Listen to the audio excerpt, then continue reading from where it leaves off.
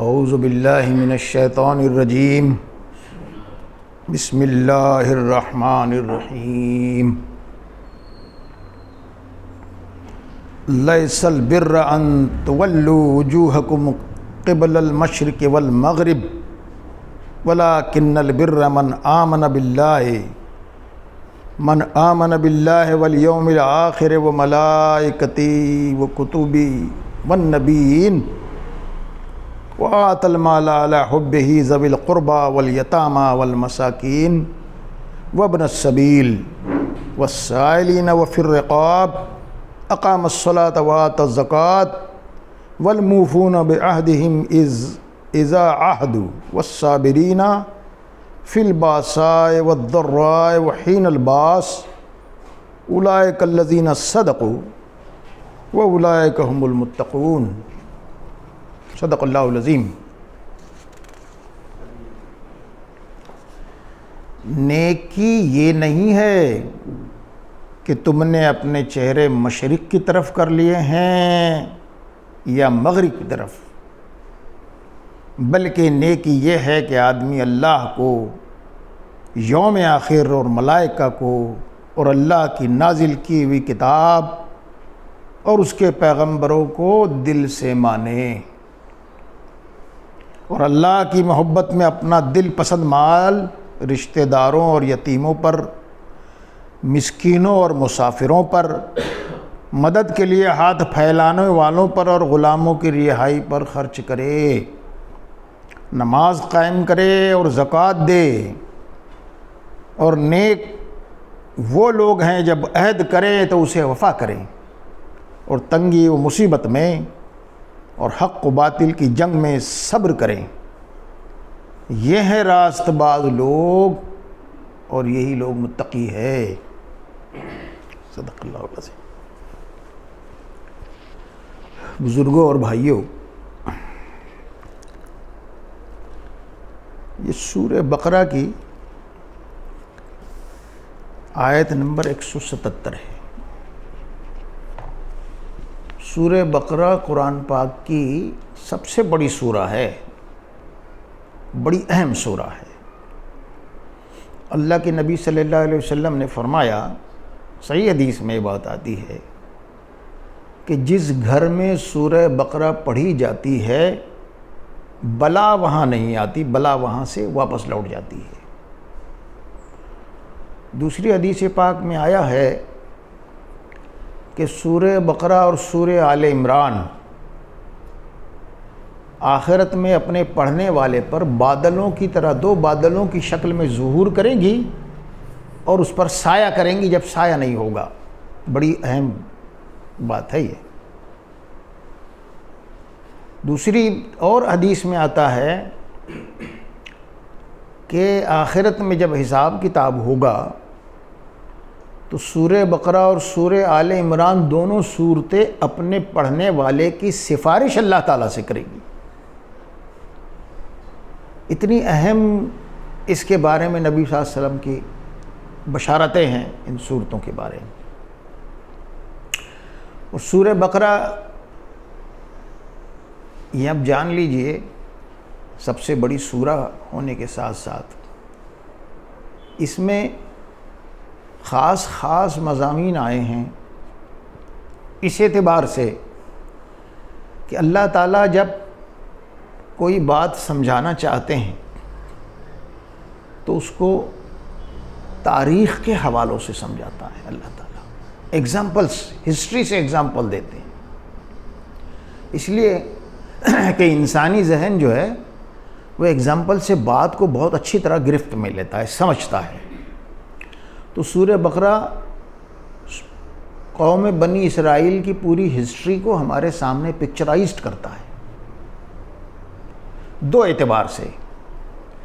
ایک اعتبار سے یہ کہ انہوں نے کون کون سی برائیاں اپنے اندر پیدا کر لیں جس کی وجہ سے اللہ تعالیٰ نے ان پر عذاب بھیجا، دردناک ہولناک عذابات ان پر آئے.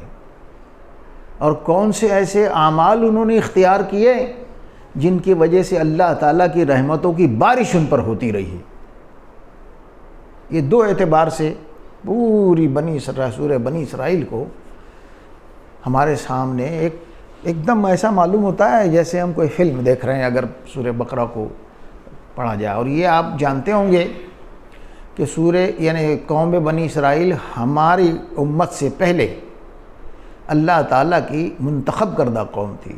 ان کے بارے میں قرآن کہتا ہے انی فضلتکم علی العالمین، ہم نے تمہیں تمام قوموں کے مقابلے میں تم پر فضیلت عطا کی. ان کے یہاں ہزاروں انبیاء علیہ السلام آئے. ابراہیم علیہ السلام کے جو صاحبزادے تھے اسحاق علیہ السلام کی اولاد سے یہ ساری قوم بنی اسرائیل ہے. یعقوب علیہ السلام کا لقب بنی اسرائیل تھا. اسرائیل کے معنی ہوتے اللہ کا بندہ. ان کے 12 بیٹے تھے.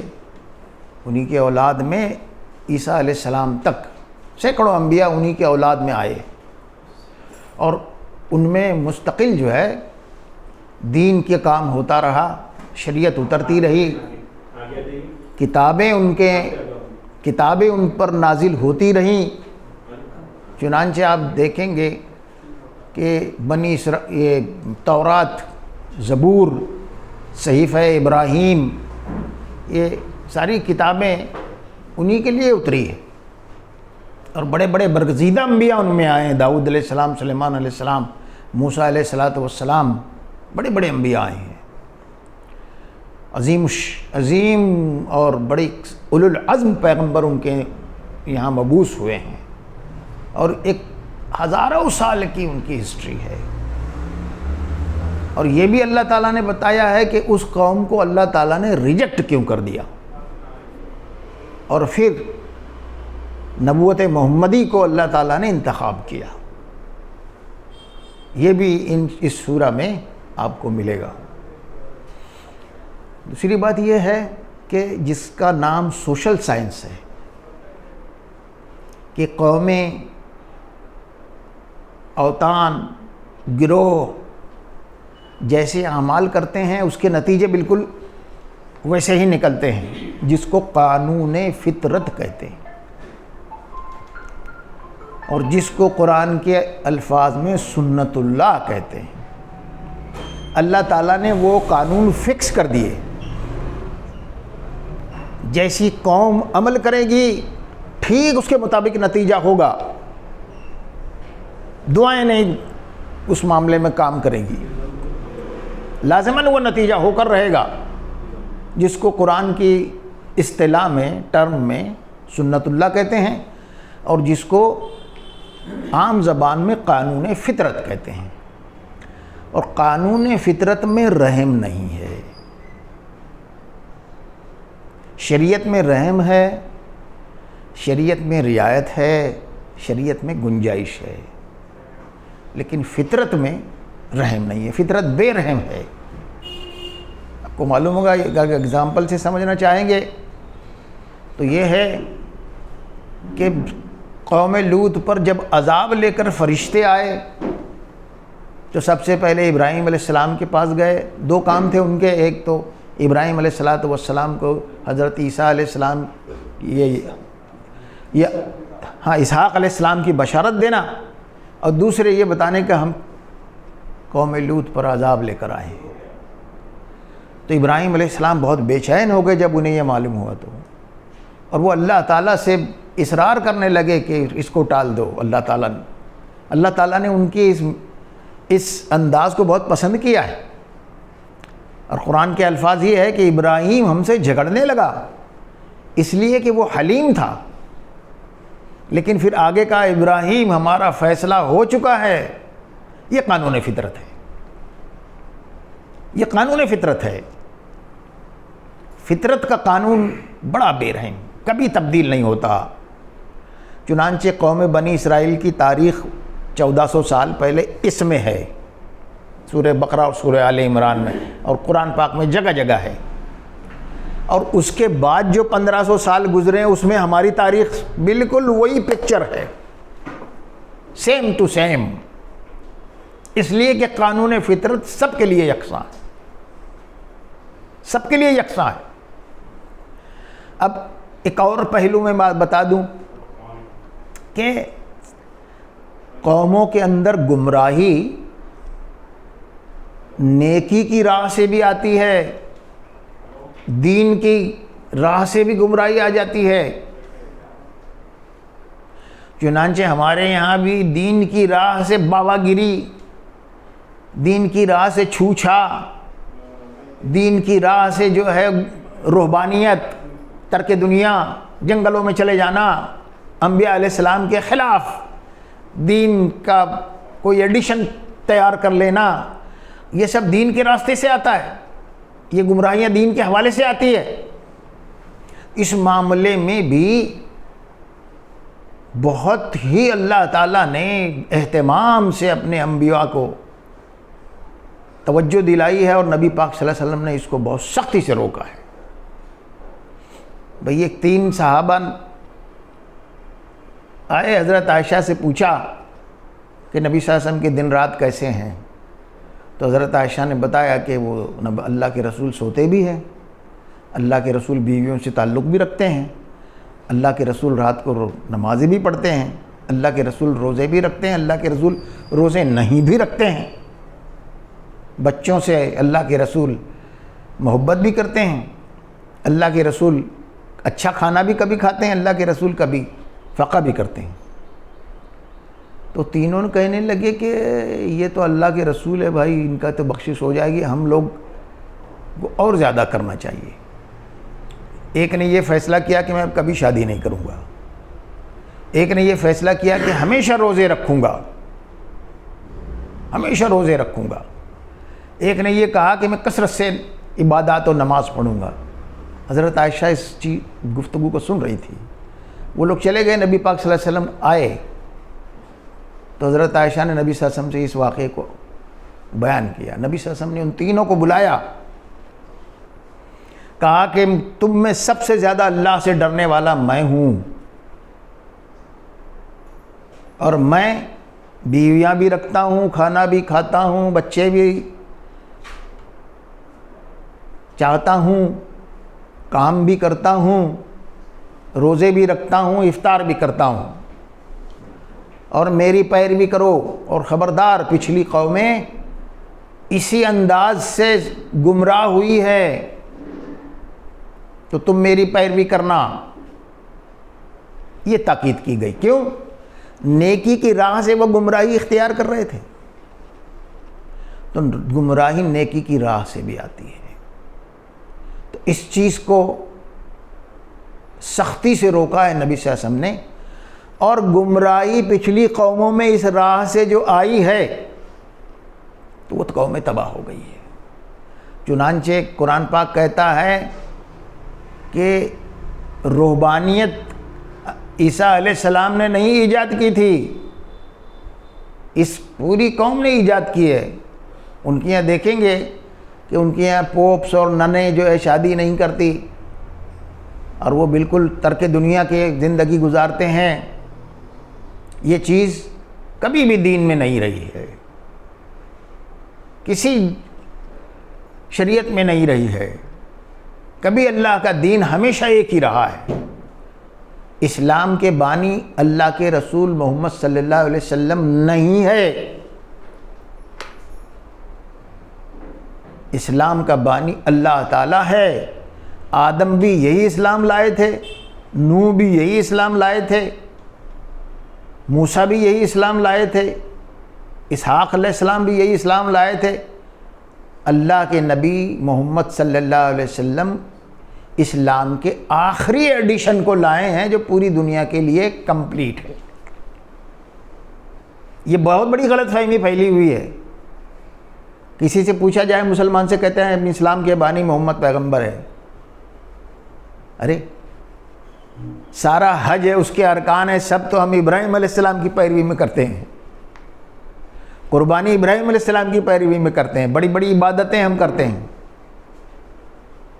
اسلام ہمیشہ سے دنیا میں رہا ہے، قیامت تک رہے گا، اور 1,24,000 انبیاء جہاں کہیں آئے ہوں وہ سب اسلام ہی لائیں، وہ دین اسلام ہی کی دعوت دیتے رہے ہیں۔ یہ تو بعد میں لوگوں نے اس کو کچھ کے کچھ بنا دیا۔ ایک چیز اور میں بتا دوں، یہ جو میں بتا رہا ہوں آپ کو، سوشل سائنس کا جو باوا آدم ہے وہ ابن خلدون ہے۔ ہسٹری کے جو طالب علم ہوں گے وہ اس بات کو جانتے ہوں گے۔ آج بھی ہسٹری یعنی مقدمہ ابن خلدون سوشل سائنس کی بائبل مانی جاتی ہے۔ سوشل سائنس کا سبجیکٹ اس کے بغیر مکمل نہیں ہوتا، وہ اس کا موجد ہے، اسی نے لوگ یہ چیز دنیا میں لائی ہے اور وہ قرآن پاک کے مطالعے سے اس کی سمجھ میں آئی۔ تو یہ چیز بڑے بیسک اصول ہے قرآن پاک میں، سوشل سائنس کے، قانون فطرت کے۔ اس میں یہاں یہ چیز کہی گئی ہے کہ نیکی یہ نہیں کہ تم اپنے چہرے مشرق کی طرف کر لو یا مغرب کی طرف، اس میں کوئی نیکی نہیں ہے۔ اس کا ایک خاص پس منظر ہے، وہ یہ ہے اللہ کے رسول صلی اللہ علیہ وسلم جب مکہ مکرمہ میں تھے تو جس رخ پر نماز، چہرے سامنے جو ہے کعبۃ اللہ ہوتا تھا، اس کے آگے کی سمت میں بیت المقدس اور اس کے پیچھے کھڑے ہو کر نبی پاک صلی اللہ علیہ وسلم نماز ادا کرتے تھے جب تک آپ مکہ مکرمہ میں رہے 10 سال۔ جب مدینہ منورہ تشریف لائے تو اب ہوا یہ ہے کہ مکہ مکرمہ یعنی کعبۃ اللہ پیچھے کو ہو گیا اور بیت المقدس جو ہے وہ سامنے کی طرف ہو گیا۔ تو اصول یہ ہے کہ جب تک شریعت کا کوئی نیا حکم نہ آ جائے، پیغمبر جو ہے پچھلی پیغمبر کی شریعت کو فالو کرتا ہے۔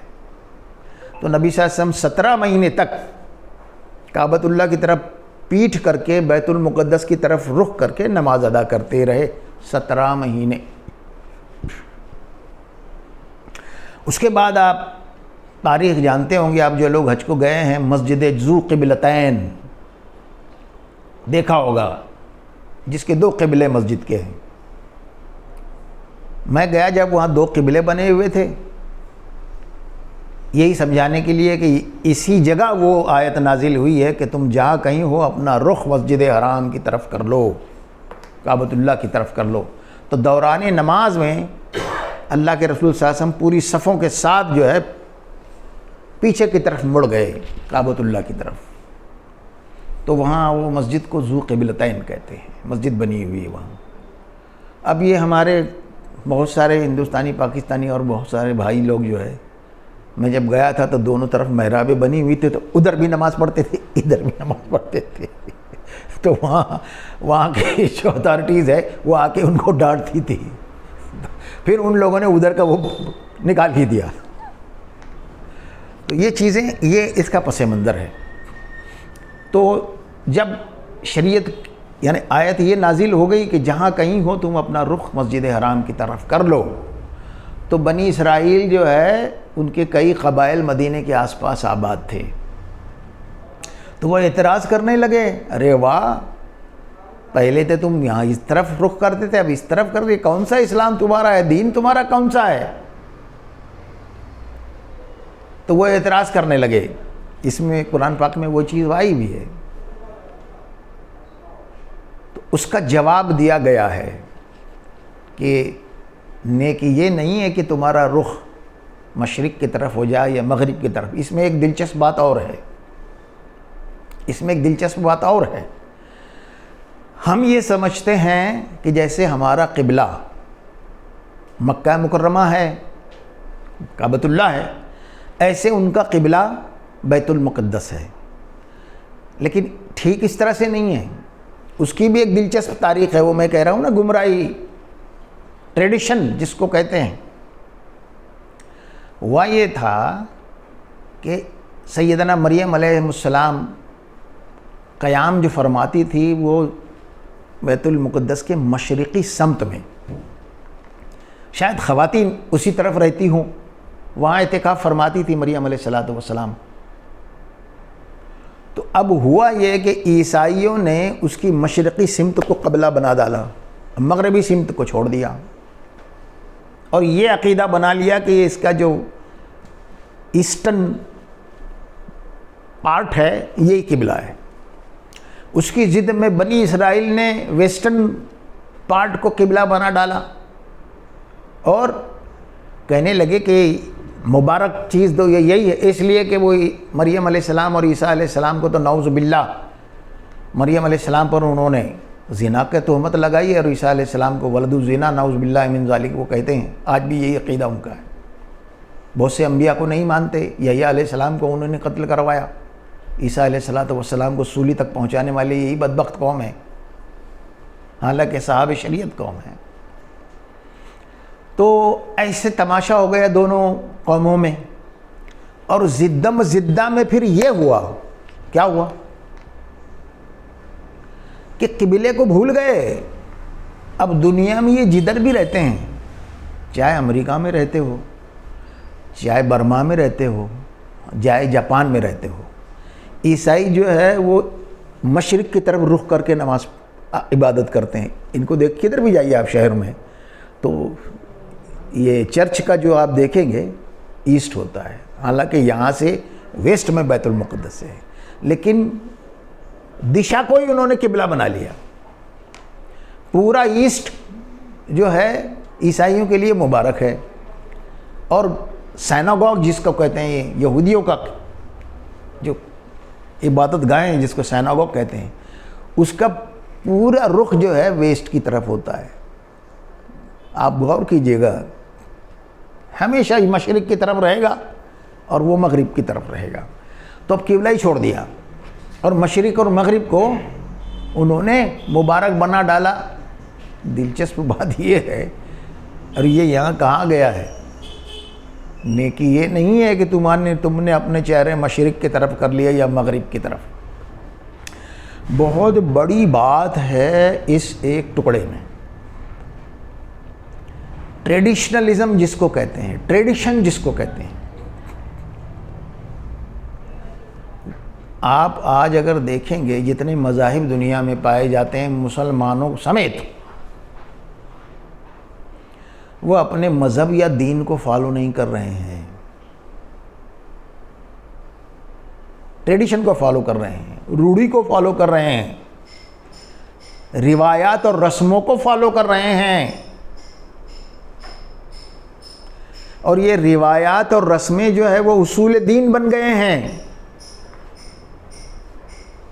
جو یہ کرنے والے لوگ ہیں وہ ایک الگ فرقہ ہے، جو یہ کرنے والے لوگ ہیں یہ الگ فرقہ ہے، اور اسی کی بنیاد پر ایک دوسرے کو گمراہ اور کافر کہتے ہیں. چھوٹی چھوٹی چیزیں ہیں، آپ دیکھیں گے اختلاف کس بنیاد پر ہے. حنفی، شافعی، اہل حدیث، وہ اس کے پیچھے نماز نہیں پڑھتا، وہ اس کے پیچھے نماز نہیں پڑھتا، وہ اس کے پیچھے نماز نہیں پڑھتا. ہماری بریلوی بھائی علم غیب نبی پاک صلی اللہ علیہ وسلم. حالانکہ یہ جو مسائل ہے دین میں اس کی کوئی اصل نہیں. جہاں تک نمازوں کے تفصیل کے اعتبار سے الگ الگ طریقے ہیں، وہ سب نبی صلی اللہ علیہ وسلم سے ثابت ہے. نبی صلی اللہ علیہ وسلم سے رفع یدین بھی ثابت ہے، نبی صلی اللہ علیہ وسلم سے بغیر رفع یدین کے نماز بھی ثابت ہے، نبی صلی اللہ علیہ وسلم سے ناف کے نیچے ہاتھ باندھنا بھی ثابت ہے، نبی صلی اللہ علیہ وسلم سے ناف کے اوپر ہاتھ باندھنا بھی ثابت ہے. دونوں صحیح حدیث ہے، ناف کے نیچے کی، ناف کے اوپر کی.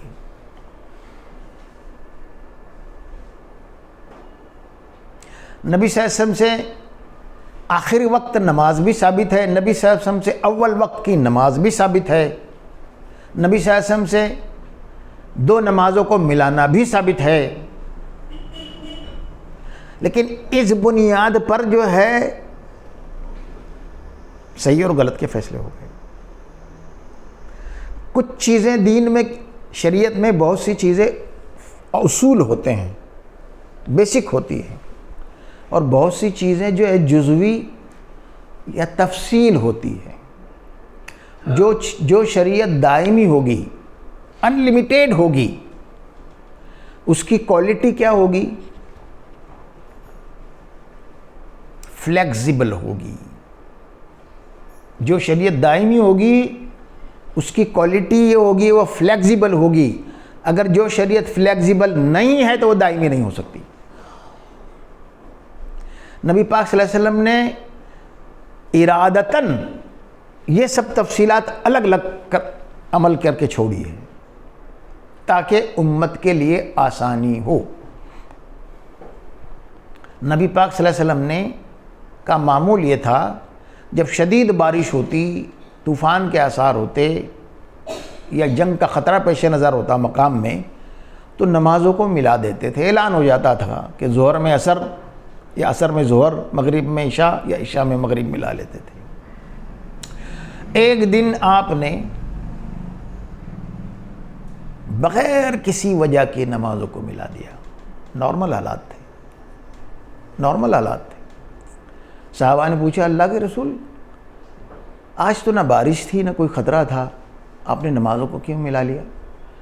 نبی پاک صلی اللہ علیہ وسلم نے جواب میں کیا فرمایا؟ میں اپنی امت کے لیے آسانی چھوڑ کر جانا چاہتا ہوں. اس وقت کی امت کو نہیں معلوم تھا کہ گرین لینڈ میں کتنے وقت ٹائم کا دن ہوتا ہے، لنڈن کینیڈا میں کتنے وقت دن کی کتنے گھنٹے کی رات ہوتی ہے. آج وہاں کے لوگ جو ہے جہاں دن 4 گھنٹے کا 3 گھنٹے کا ہوتا ہے وہ اس پر عمل کرتے ہیں، نمازوں کو ملا لیتے ہیں. یہ سب چیزیں ہیں. بہت ساری جگہ ہے روزے کا وقت وہ یہ اس حساب سے تعین کر لیتے ہیں کہ سعودی کا ٹائم کیا ہے، سعودی میں کتنے گھنٹے کا روزہ ہے اتنا وہ رکھتے ہیں. اب کہیں وہاں نہ دن ہے نہ رات ہے. تو یہ ساری چیزیں نبی صلی اللہ علیہ وسلم نے چھوڑ گئے ہیں. اور میں آپ کو بتا دوں کہ ایک قافلہ آیا، اس نے اسلام قبول کیا، کچھ دن نبی صلی اللہ علیہ وسلم کے ساتھ رہے. تو کبھی نبی صلی اللہ علیہ وسلم کبھی اول وقت میں پڑھ رہے ہیں، کبھی آخر وقت میں پڑھ رہے ہیں، کوئی نماز. تو ان کے سردار نے کہا اللہ کے رسول ترمذی کی حدیث میں سنا رہا ہوں، آپ نماز کا فکس وقت ہم کو بتا دیجئے. تو کہا کہ 2 دن میرے ساتھ نماز اور پڑھ لو. تو نبی پاک صلی اللہ علیہ وسلم نے پہلے دن ساری نمازیں اول وقت میں پڑھائی. فجر بھی اول وقت میں، ظہر بھی اول وقت میں، عصر بھی اول وقت میں، مغرب کی تو ایک ہی وقت ہوتا ہے، عشاء بھی اول وقت میں پڑھا ڈالی. رات میں قافلے روانہ ہوتے تھے. انہوں نے کہا اللہ کے رسول اب ہم سمجھ گئے. کہاں نہیں سمجھے؟ کل بھی میرے ساتھ نماز پڑھو. دوسرے دن ساری نمازیں تاخیر سے پڑھی، جیسا حنفیوں کیا ہوتا ہے، باہر نکلے تو اجالا ہو جاتا ہے. عشاء کے بعد عشاء بھی تاخیر سے پڑھی. پھر آپ نے آواز لگائی وہ صاحب کہاں ہے؟ کہا اللہ کے رسول میں 2 دن میرے ساتھ نماز پڑھی. ہاں. کہا کہ یہ نماز ان 2 اوقات کے درمیان نماز کے اوقات ہے. رینج بتا دیا آپ نے. اب اسی بنیاد پر ہم شافعی اس کو غلط کہتا ہے، اہل حدیث اس کو غلط کہتا ہے، وہ اس کو غلط کہتا ہے. یہ رینج کیوں بتائی؟ اب سنیے ائمہ کرام نے کیا کیا ہے. شریعت کی اصول یہ ہے کہ نبی صلی اللہ علیہ وسلم نے فرمایا ہے لوگوں کے لیے آسانی پیدا کرنا، بشارت دینا، سختی نہیں کرنا. اس اصول کو فقہاء نے سامنے رکھا. تو جہاں ڈیزرٹ تھے میں لوگ رہتے تھے، دیہات تھے، ریگستان تھے، وہاں کے ائمہ کرام نے وہاں کے عوام کی سہولت کے لیے فجر کی نماز کو اول وقت میں رکھا. دیہات میں منہ اندھیرے لوگ کام پر نکلتے ہیں، کھیتوں میں نکلتے ہیں، جانوروں کو لے کے نکلتے ہیں. جہاں شہری زندگی تھی، امام ابو حنیفہ جہاں تھے وہاں کوفہ، بغداد، بصرہ کلچرڈ سٹیاں تھیں. وہاں رات گئے تک لوگ کام کرتے تھے، جاگتے تھے. تو وہاں پر امام ابو حنیفہ نے صبح کی نماز تاخیر سے رکھی. یہ آپس میں بالکل اچھی طرح جانتے تھے. اس اختلاف کی نوعیت کا کیا ہے یہ ائمہ کرام خوب اچھی طرح جانتے تھے. اس لیے کہ امام شافعی جب امام محمد جو امام ابو حنیفہ کے شاگرد تھے، شہری زندگی کی فقہ کے مسائل کو سمجھنے کے لیے امام محمد کے پاس آئے تھے اور وہاں وہ رہے، امام محمد سے انہوں نے سیکھا. لیکن امام محمد جانتے تھے کہ یہ کتنے برگزیدہ امام ہے، تو ان کا بڑا احترام کرتے تھے. تو ان کو نماز میں امامت دے دی امام شافعی کو، تو انہوں نے حنفی طریقے سے نماز پڑھا دی. رفع یدین بھی نہیں کیا، بسم اللہ الرحمن الرحیم بھی نہیں پڑھا، سورہ فاتحہ کے آخر میں رکے بھی نہیں. تو بعد میں ان سے ادب سے عرض کی، امام صاحب آپ نے مسلک بدل لیا؟ کہا کہ نہیں، اس دیار کے لیے یہی مسلک مناسب ہے. آپ سمجھ رہے بات کو؟ جس بنیادوں پر ہم جو ہے ایک دوسرے کو غلط اور ایک دوسرے کی نمازوں کو غلط کہہ رہے ہیں، اس کی حقیقت یہ ہے، اس کی حقیقت یہ ہے. امام ابو حنیفہ جب رخصت ہونے لگے ان سے سب تعلیم لے کر، تو امام محمد نے اپنی آدھی پراپرٹی بیچ ڈالی اور مال ان کے حوالے کیا کہ آپ امت کے لیے بڑے مفید ثابت ہوں گے، آپ اپنے رزق سے بے نیاز ہو کر کام کیجیے. چنانچہ وہ مصر چلے گئے. امام شافعی کی دو فقہ ہے، ایک جب وہ ڈیزرٹ میں تھے اور ایک جب وہ مصر میں تھے، قاہرہ میں، اسکندریہ میں. دونوں فقہ کی تفصیلات الگ الگ ہیں، اس لیے کہ یہاں کا کلچر الگ تھا، یہاں کا کلچر الگ تھا. یہاں یہ چیز آسانی تھی، وہاں یہ چیز آسانی تھی. تو یہ چیز جس کو آج ہم اتنا تماشا بنائے ہوئے ہیں اور اسی کی بنیاد پر گروہ بن گئے ہیں، اسی کی بنیاد پر کفر کے فتوے لگ رہے ہیں، ایسی سب چیزیں. اچھا، فقہ کس چیز کا نام ہے؟ یعنی تفصیلاتی جو چیز ہے وہ کس چیز کا نام ہے؟ وہ اس چیز کا نام ہے کہ جیسے چینجز آتے رہیں گے سماج میں، اس کے مطابق اصول کی بنیاد پر تفصیل کو تبدیل کیا جائے. چنانچہ امام محمد اور امام ابو یوسف جو امام ابو حنیفہ کے دو بڑے شاگرد گزرے، امام ابو حنیفہ کے انتقال کے بعد انہوں نے حنفی مسلک کو 85% چینج کر دیا تفصیل کے اعتبار سے. جس کو ہم حنفی مسلک کہتے ہیں، آج اس میں امام ابو حنیفہ کا حصہ 15% ہے اور 85% امام ابو یوسف اور امام محمد کا ہے، جو چینجیبل ہے، چینج کر دیا، چینج کیا ہوا ہے. تو یہ ہے اصل حقیقت، اور اسی کی وجہ سے لوگ گمراہ ہوتے ہیں، گروہ بنتے ہیں. صحیح و غلط کے فیصلے کفر و اسلام کے فیصلے قرار دیے جا سکتے ہیں. اب یہ آپ ہمارے بریلوی بھائیوں کو دیکھیں، علم غیب، کسی مسلمان سے یہ نہیں پوچھا جائے گا کہ اللہ کے رسول کو علم غیب مانتے ہو یا نہیں مانتے ہو. آخرت میں کوئی سوال نہیں ہوگا. آخرت میں کوئی سوال نہیں ہوگا کہ آپ شافعی طریقے سے نماز پڑھتے تھے کیا حنفی طریقے سے نماز پڑھتے تھے. یہ سوال ہی بیکار سے ہے. نبی صلی اللہ علیہ وسلم کے جانے کے بعد ان کے جو برگزیدہ صحابہ تھے، امام یعنی عبداللہ بن مسعود رضی اللہ تعالیٰ عنہ اور ابو ہریرہ رضی اللہ تعالیٰ عنہ، دونوں میں بڑی دوستی تھی. پہلی صف میں داہنی طرف کو دونوں ساتھ میں کھڑے رہتے تھے. عبداللہ بن مسعود جو ہے ناف کے نیچے ہاتھ باندھتے تھے، ابو ہریرہ جو ہے سینے سے قریب ہاتھ باندھتے تھے. لیکن کبھی ان میں ڈسکس یا بحث نہیں ہوئی. کبھی یہ نہیں کہا یار تم ایسا کیوں کرتے، تم ایسا کیوں کرتے. ہاتھ چھوڑ کر نماز ادا کرنا بھی نبی صلی اللہ علیہ وسلم کی سنت ہے. امام مالک کا مسلک یہ ہے. بحرین میں مالکی مسلک چلتا ہے، افریقہ کے بڑے علاقوں میں مالکی مسلک ہے. میں عمرے کے لیے گیا تو بحرین میں ٹرانزٹ تھا، وہاں ایئرپورٹ کی مسجد میں مالکی امام تھا. ہم نے ویسی میں نے ہاتھ چھوڑ کے نماز پڑھی. نبی صلی اللہ علیہ وسلم سے یہ بھی ثابت ہے، میرے علم میں ہے، غلط نہیں سمجھتا ہوں میں. اگر میں غلط سمجھوں تو کس پر جائے گا الزام؟ نبی صلی اللہ علیہ وسلم پر جائے گا نا.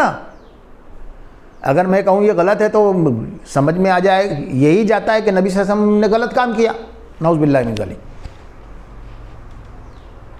اب وہاں ہمارے ہندوستانی تھے، وہ کہنے لگے ارے بھائی نماز دہرا لو، نماز دہرا لو،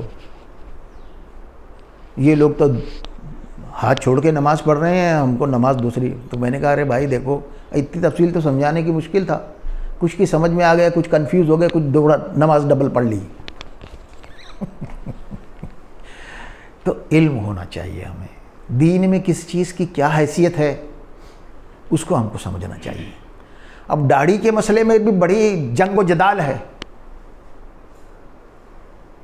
ایک مشت چار انگل، یہ لفظ کسی حدیث میں نہیں ہے، کسی حدیث میں یہ نہیں آیا ہے کہ ایک مشت چار انگل داڑھی ہو، کسی حدیث میں نہیں۔ بات اصل میں یہ تھی، وہ جو حدیث مبارکہ ہے داڑھی بڑھاؤ اور مونچھیں کترواؤ، اس زمانے میں مذہبی جو شخصیات تھی یا اس پڑوس میں جو یہودی رہتے تھے وہ ان لمیٹیڈ داڑھی رکھتے تھے اور مونچھیں بھی ان کی بڑی بڑی ہوتی تھی، اور وہ دین و شریعت کے حامل لوگ تھے، انصار مدینہ ان کا احترام کرتے تھے۔ تو نبی صلی اللہ علیہ وسلم نے فرمایا کہ تم تو داڑھی بڑھاؤ لیکن مونچھیں کترواؤ۔ اس پس منظر میں وہ حدیث آئی ہے۔ اور داڑھیوں کے بارے میں یہ ہے کہ کب کسی صحابی کی داڑھی چھوٹی تھی تو کسی کی بڑی تھی، اور اس زمانے میں داڑھی ہر انسان رکھتا تھا، جو مرد تھا پورے دنیا میں جو مرد تھا وہ داڑھی رکھتا تھا، اس لیے کہ داڑھی مردوں کی ہوتی ہے، عورتوں کی نہیں ہوتی۔ داڑھی چہرے پہ نظر آنی چاہیے، بڑی ہو چھوٹی ہو، اس کی بنیاد پہ فیصلے کرے دین کی۔ یہ عجیب و غریب بات ہے۔ ایک نوجوان نے داڑھی رکھی، بزرگ اس کے پیچھے پڑ گئے کہ کیا چھوٹی سی داڑھی رکھ لیا، ایک مشت چار انگل رکھو۔ اب وہ مسجد میں آنے والا مسجد چھوڑ کے بھاگ گیا۔ ٹی شرٹ پہن کے نوجوان آ رہا ہے مسجد میں، اس کو کہ ایک بوڑھے نے پکڑ لیا ہے، مکروہ ہے، ایسے نماز نہیں ہوتی ہے، ایسے نماز نہیں ہوتی ہے، نمازی سے کہ چلا گیا واپس۔ صحابہ کرام نے جب اپنی اسرت کی زندگی میں ایک کپڑے سے بھی نماز پڑھی ہے، وہی لپیٹ لیتے تھے کمر کو، وہی سر اوپر بھی ڈھانک لیتے تھے، نہیں ڈھانکے تو ویسے ہی رہتے تھے۔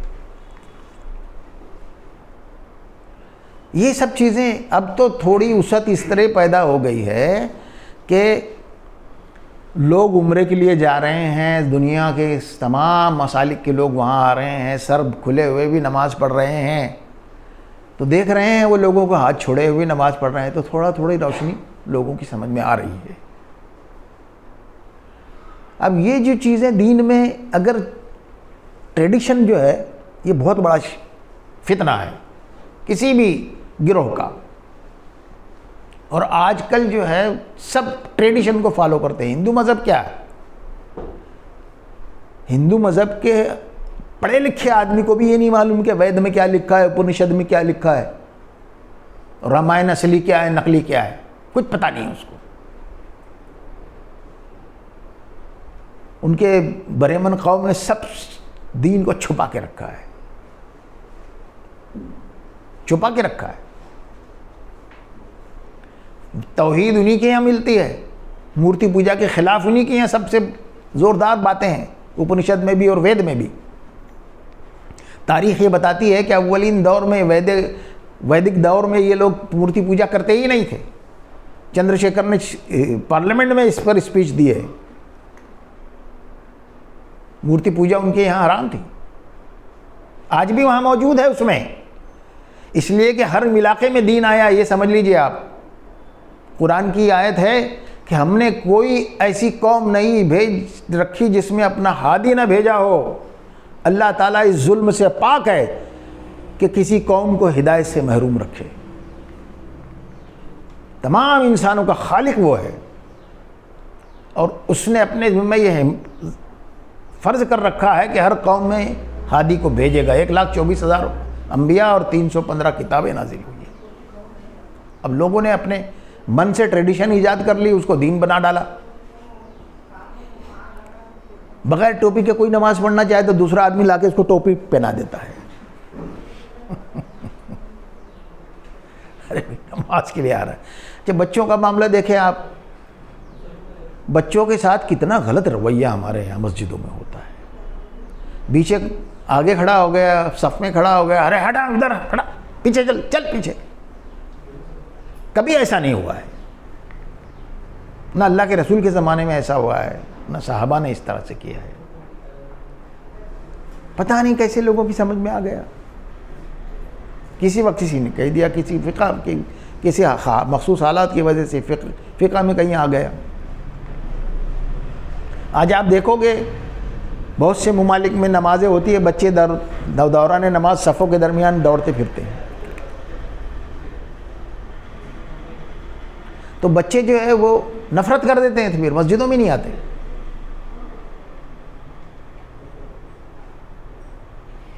بہت سی چیزیں جس کی کوئی بنیاد ہے نہیں ہمارے یہاں, اس کو دین کی اصل بنا ڈالتے ہیں کہ بہت بڑا گناہ ہے,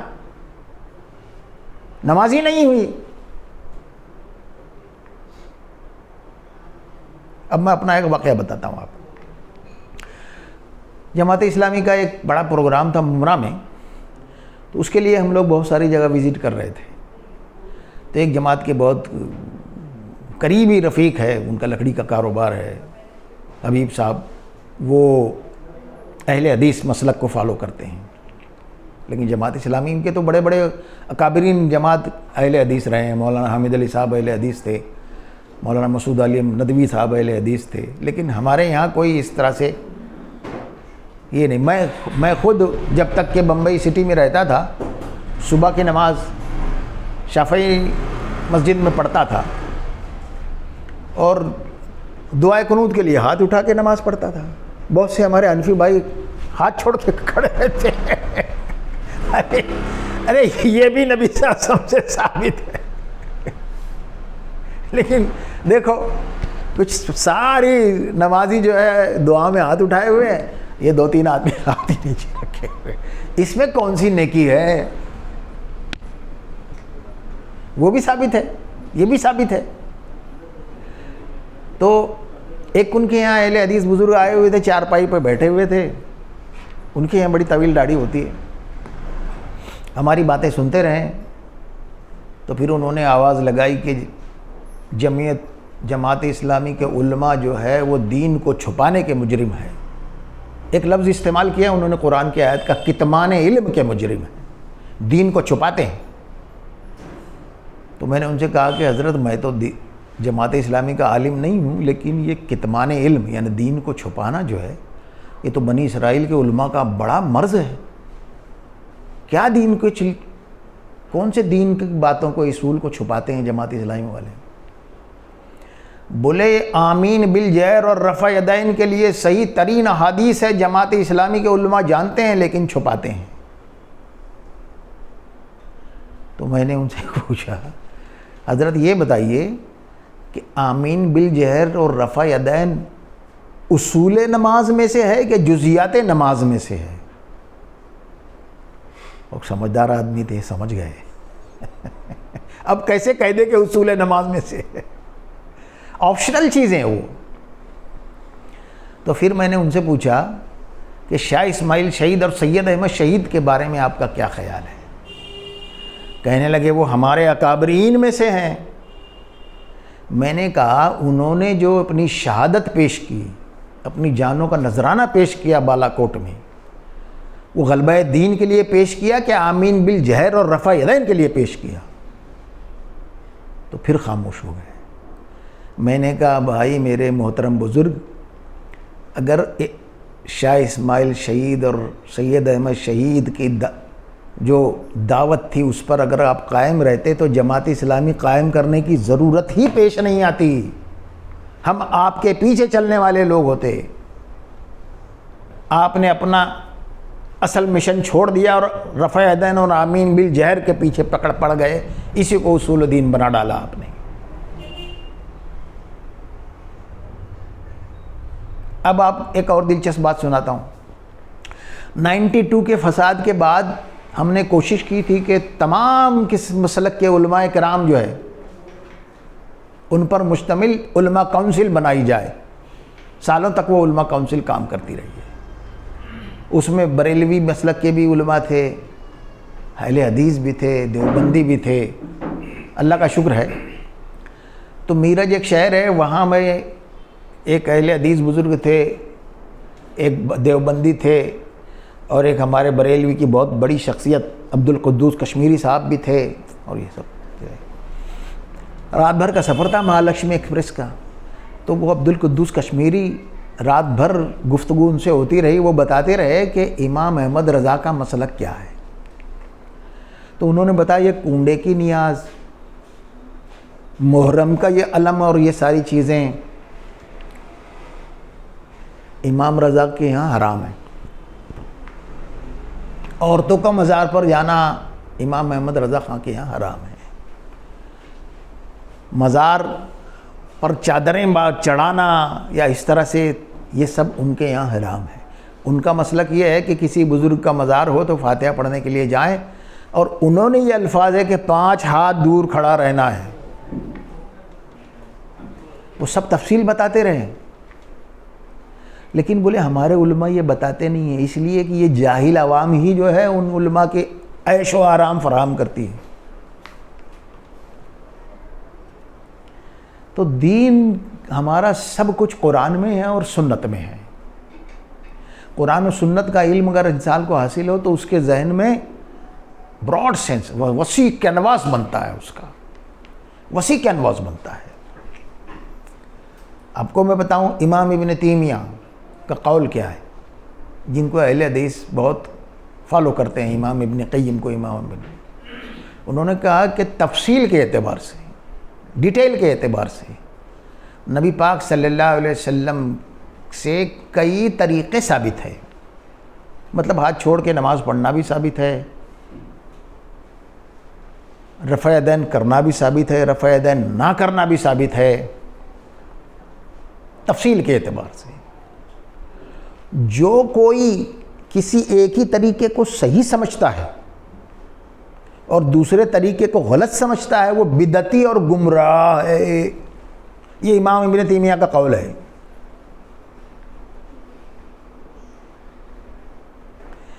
جس کو جہاں صحیح طریقہ لگتا ہے، جتنے میں آسانی ہو، اس کو اختیار کر لے۔ دوسرے کو غلط کہیں گے تو پھر نبی صلی اللہ علیہ وسلم تک پر بات چلی جائیں گی کہ وہ عمل بھی نبی صلی اللہ علیہ وسلم سے ثابت ہے۔ آپ کو معلوم ہوتا ہے کہ خلیفہ منصور نے ایک زمانے میں، نہیں خلیفہ منصور نے، ہاں، امام ابو حنیفہ سے ناراض تھا، جیل میں ڈال دیا تھا۔ تو وہ امام مالک کے پاس آیا اور ان سے کہا کہ پوری سلطنت اسلامیہ کا مسلک جو ہے وہ حنفی ہے، اب میں چاہتا ہوں کہ آپ کے موطا امام مالک کے مطابق جو ہے پورے قوانین بنا دوں پوری سلطنت کے۔ کس سے کہا؟ امام مالک سے کہا آ کر۔ امام مالک نے سختی سے منع کیا، نہیں، وہ مسلک ہی اس دیار کے لیے صحیح ہے۔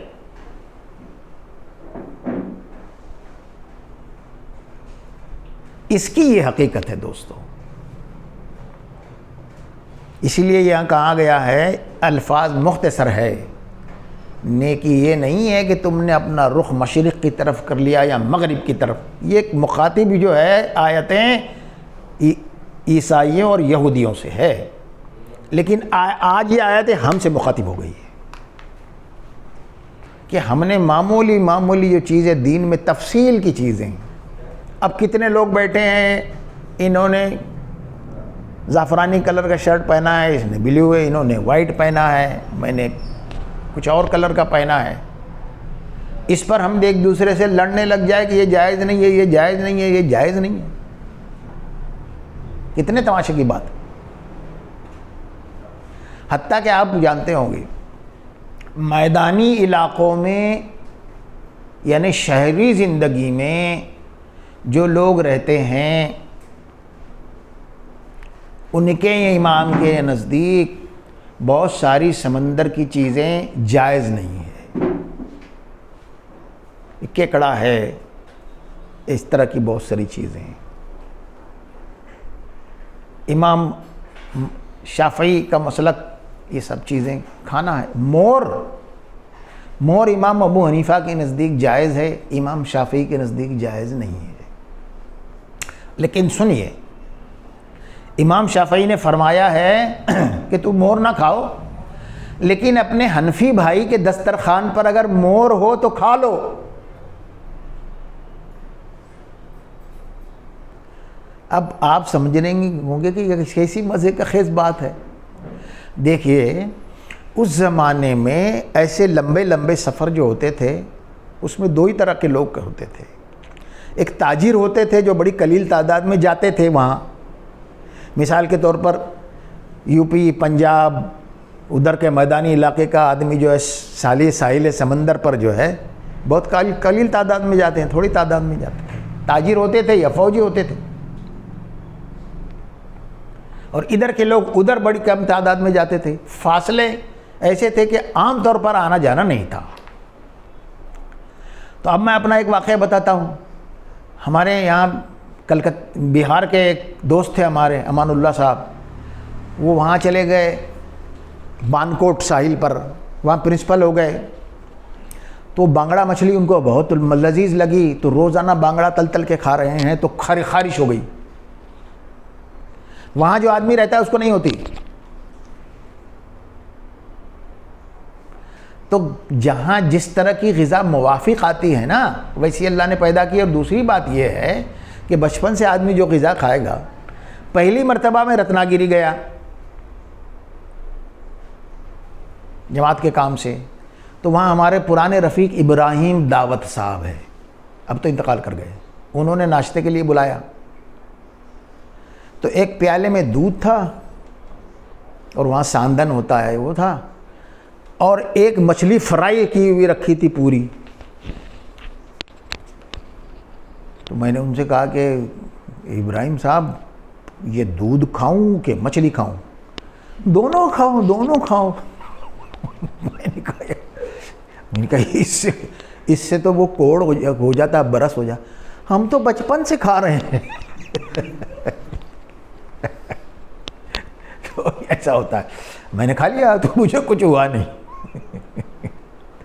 تو ہوتا کیا تھا، اس زمانے میں میڈیکل فیسلٹیز نہیں تھی، اس طرح کی چیزیں تھی، تو جو چیزیں کبھی زندگی میں نہ کھائی ہو اسے کھا لیا جائے تو کچھ نہ کچھ ریئیکشن ہوتا ہے۔ اس لیے اماموں نے اس کو اس کے لیے مکروہ قرار دیا ہے کہ وہاں جاؤ گے مصیبت میں پڑ جاؤ گے، پھر یہ ہوگا وہ ہوگا۔ حرام کہیں نہیں ہے۔ تو اس کی بنیاد یہ ہے، اب کتنے ہمارے لوگ ہیں، بہت سے میرے جاننے والے بھی ہیں، وہ کیکڑوں کو دیکھتے ہی ڈر جاتے ہیں۔ میں نہیں پکڑتا، بولے ہمارے یہاں حرام ہے۔ یعنی امام ابو حنیفہ نے کبھی حرام نہیں کہا، اگر وہ بول دیتے حرام ہے۔ کراہت کہا ہے کہ تمہیں نقصان نہ پہنچائے۔ میں سب کھاتا ہوں، میں کوکن جاتا ہوں، کیکڑا بھی کھاتا ہوں، بانگڑا بھی کھاتا ہوں، وہ سیپ آتی ہے جس کو کالو کہتے ہیں وہ بھی کھاتا ہوں، اور بارش میں وہاں نیوٹا فش ہوتی ہے وہ بھی کھاتا ہوں۔ جائز چیزیں ہیں، کچھ نہیں ہوتا ہے، کبھی میرے کو زندگی میں خارش نہیں ہوئی، اس لیے کہ اب اس کی وہی آب و ہوا میں رہتے ہیں ہم۔ تو یہ سب چیزیں اس زمانے میں اس اعتبار سے تھی، میڈیکل فیسلٹی نہیں تھی، سال دو سال رہنا پڑتا تھا، یہاں کسی کو اس طرح کے امراض ہوتے نہیں تھے، اس کے علاج نہیں تھے، اس لیے عوام کی آسانی کے لیے مسلک بنے ہیں، غلط یا صحیح نہیں ہے۔ نماز کے جو طریقے ہیں وہ بھی اسی آسانی کے لیے بنے ہوئے، نبی صلی اللہ علیہ وسلم نے آسانیاں چھوڑی ہے۔ اور یہ چیزیں اگر جو چیزیں دین میں جس جگہ ہے اس کو وہاں سے ہٹا کے کسی اور جگہ کر دیں گے تو دین کا پایا ٹوٹ جاتا ہے۔ اب دین یہ نہیں ہے، کیا ہے دین؟ آگے بتا گئے، لیس البر ان تولوا وجوہکم قبل المشرق والمغرب ولکن البر، نیکی یہ نہیں کہ تم نے اپنے چہرے مشرق کی طرف کر لیے یا مغرب کی طرف، بلکہ نیکی یہ ہے کہ آدمی اللہ پر ایمان لائے، آخرت پر ایمان لائے، فرشتوں پر ایمان لائے، کتابوں پر ایمان لائے. تمام دیکھیے سب جمع کے صیغے ہیں. کتاب پر نہیں کہا ہے، کتابوں پر کہا ہے. فرشتے پر نہیں کہا ہے، فرشتوں پر کہا ہے. ملک پر نہیں کہا ہے، ملائکہ پر کہا ہے. نبی پر نہیں کہا ہے، سارے نبیین جمع کا صیغہ کہا ہے. سارے نبیوں پر ایمان لانا ہمارے لیے فرض ہے. 1,24,000 انبیاء ہے، ان سب پر ایمان ہمارا ہے. وہ سچے نبی تھے. توحید، رسالت اور آخرت کی دعوت وہ لائے تھے. وہی اسلام وہ لائے تھے جو آدم علیہ السلام لائے تھے. وہی اسلام وہ لائے تھے جو داؤد علیہ السلام، موسیٰ علیہ السلام، عیسیٰ علیہ السلام لائے تھے. وہی اسلام وہ لائے تھے جو اللہ کے رسول صلی اللہ علیہ وسلم محمد پیغمبر لائے تھے. کتاب، یہ کتاب ایک آخری کتاب ہے 315 کتابوں میں، اور یہ اوتھینٹک اب ہو گئی ہے. کوئی بھی دوسرے مذہب کی کتاب میں جتنی اس سے مطابقت ہے، یعنی اصول دین، توحید، آخرت، اللہ تعالیٰ کی صفات، وہ اسلام ہے. جس سے اس کے خلاف ہے وہ لوگوں کا گھسایا ہوا ہے. یہ کتاب آتھینٹک ہے. اللہ کے رسول آخری رسول ہے، اب کوئی رسول نہیں آئے گا. ان کی ساری زندگی محفوظ ہے. ایک ایک دن کی حرکتیں محفوظ ہے، ایک ایک بات محفوظ ہے، ہر عمل محفوظ ہے. وہ آتھینٹک ہے. باقی جتنے انبیاء علیہ السلام ہیں ان کے ساتھ متھ جوڑ دیا گیا ہے. متھ جو دوسرے انبیاء کا عمل آپ سے متعلق ہے وہ نبی کا عمل ہے، یا آپ نے جو کہا ہے وہ نبی کا عمل ہے. جیسے نبی صلی اللہ علیہ وسلم نے فرمایا اللہ کے نبی داؤد ایک دن افطار کرتے، ایک دن روزہ رکھتے، تو یہ بھی اللہ نبیوں کی سنت ہے. تو اب دنیا میں اوتھینٹک جو ایڈیشن ہے، آخری ایڈیشن ہے، وہ قرآن ہے اور اللہ کے رسول صلی اللہ علیہ وسلم ہے. نہ کوئی مولوی ہے، نہ عالم ہے، نہ باوا ہے، کوئی نہیں ہے. اس پر سب کو پرکھا جائے گا. اللہ کے رسول کی حدیث ہے، وہ بتا کے ختم کرتا ہوں، پھر آپ سوال کر سکتے ہیں. اس مسئلے میں بہت سے سوالات ہو سکتے ہیں. اللہ کے رسول نے فرمایا، تم اگر دیکھو کہ ایک شخص دیندار کہتا ہے اور ہوا میں اڑتا ہے، اور اس کی بات اگر میرے طریقے کے خلاف ہے تو اس کو دیوار پہ دے مارو، میرا طریقہ ہی صحیح ہے. ہر آدمی کی بات کو قرآن پہ پرکھا جائے گا، میری بات کو بھی. اس لیے نبی صلی اللہ علیہ وسلم نے فرمایا کہ میں تمہارے درمیان دو چیزیں چھوڑ کے جا رہا ہوں، اگر اسے پکڑے رہو گے تو گمراہ نہیں ہوگے. ایک میری کتاب، دوسری میری سنت ہے. اسی کو چھوڑ کے لوگوں نے گمراہی اختیار کر لی ہے اور اپنے اپنے بزرگوں اور شخصیتوں کے پیچھے بھاگ رہے ہیں. وہ جو بتاتے وہ دین ہے، وہ جو کہتے ہیں وہ دین ہے. حالانکہ ہمارے ہر گھر میں موجود ہے. حدیثیں ہر گھر میں پڑھی جا سکتی ہے. ہر آدمی کے لیے آسانی ہے. اب تو اس میں آپ کو سب کچھ مل جائے گا، جو چاہے مل جائے گا. تو آپ کو کسی شخصیت کی ضرورت نہیں رہی، اب کسی عالم کی، کسی بابا کی ضرورت نہیں رہی. اب آپ دیکھیے، عمل کیجئے. اللہ تعالیٰ نے آسانیاں پیدا کرتا چلا جا رہا ہے. اسی لیے آپ جہاں دیکھیں گے کہ ایک ملک ہے چھوٹا سا، وہاں ایک بھی مسلمان نہیں ہے، ایک بھی قرآن نہیں ہے، ایک بھی مسجد نہیں ہے. وہاں 3 لڑکیوں نے اسلام قبول کر لیا. کیوں؟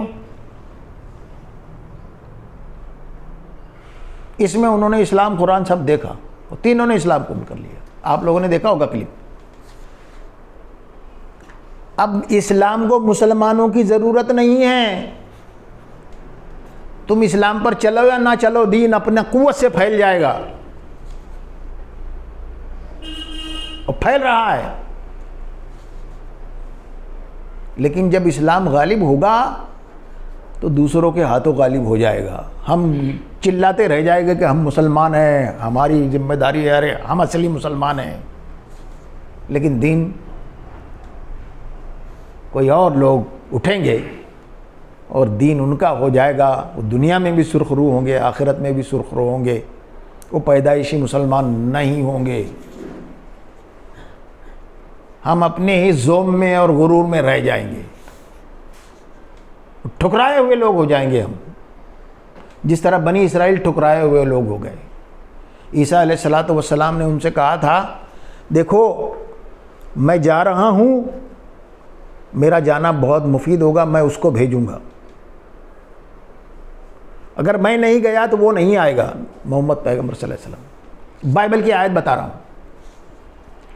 اور پھر بتایا, دیکھو کہیں تمہاری مثال ایسی نہ ہو جاوے, ان دلہنوں کی طرح نہ ہو جاوے جو شمعدان لیے ہوئے دولہا کا انتظار کرتی رہی, لیکن جب دولہا کے آنے کا شور ہوا تو شمع بجھا کر سو گئیں اور دوسری عورتوں نے استقبال کر ڈالا. یہ ایک ایگزامپل دیا تھا انہوں نے. ایسا نہیں ہونا چاہیے ورنہ تباہ ہو جاؤ گے. تو ہوا کیا؟ یہودی انتظار کر رہے تھے کہ آخری نبی آئے تو اس کا ساتھ دے کے ہم ساری دنیا پر غالب ہو جائے. اور ان کو اپنے علم سے معلوم تھا کہ نبی کہیں بھی پیدا ہوگا تو مبعوث ہو کر ہجرت کر کے نبی مسجد یعنی مدینہ آئے گا. تو بڑے بڑے علماء کے قبیلے اور یہ سب خیبر اور بڑی بنو قینقاع, بنو قریظہ, بنو نذیر, بڑے بڑے قبائل وہاں مدینے کے اطراف میں آ کے بس گئے اس انتظار میں. جیسے یہ نبی آئے گا, وہ یہاں آئے گا, ہم اس کا ساتھ دیں گے. اور انصار مدینہ سے وہ کہتے تھے کہ اس کا ساتھ دے کر ہم تمہارے مالک بن جائیں گے, دنیا کے حکمراں بن جائیں گے. لیکن جب نبی صلی اللہ علیہ وسلم کی آمد ہوئی تو سب سے زیادہ مخالفت انہوں نے ہی کی کہ یہ تو ہمارے قبیلے سے نہیں ہے, میں نے بنی اسحاق سے نہیں آئے ہیں, بنی اسماعیل سے آئے ہیں, ہم نہیں مانیں گے. ہماری حالت بھی ایسی ہو جائے گی, ہم دین کے ٹھیکیدار بنے ہوئے ہیں. لیکن دین جو ہے, اب ہماری ضرورت دین کو ہے نہیں, مسلمانوں کی ضرورت دین کو ہے نہیں. وہ وقت بہت قریب آنے والا ہے جس میں نبی صلی اللہ علیہ وسلم نے فرمایا ہے کہ کوئی گھاس سے بنا ہوا یا پھوس کا بنا ہوا جھوپڑا یا پختہ عمارت دنیا کی ایسی نہیں بچیں گی جس میں اسلام نہ داخل ہو جائے. اور اس تھوڑے کشمکش کے بعد وہ دور آئے گا, اللہ کے رسول کبھی جھوٹ نہیں بول سکتے, زمین آسمان جھوٹ ہو جائے. ہم محروم رہ جائیں گے یہاں بھی اور آخرت میں بھی, اسی میں کہ یہاں ہاتھ باندھے کہ یہاں ہاتھ باندھے, علم میں غیب تھا کہ نہیں تھا, داڑھی چھوٹی ہے کہ بڑی ہو, اسی چکر میں زندگیاں گنوا دیں گے. اور دوسرے لوگ چلتی ہوئے ٹرین کے اسٹیننگ سیٹ پہ بیٹھ کے اسلام کو غلبہ دے دیں گے. وآخر دعوانا ان الحمدللہ رب العالمین. اللہ تعالی ہمیں دین کی فہم عطا فرمائے اور ہمارے لیے دین کی جو مرضی ہے اللہ ہم پر کھول دے. وآخر دعوانا الحمدللہ رب العالمین.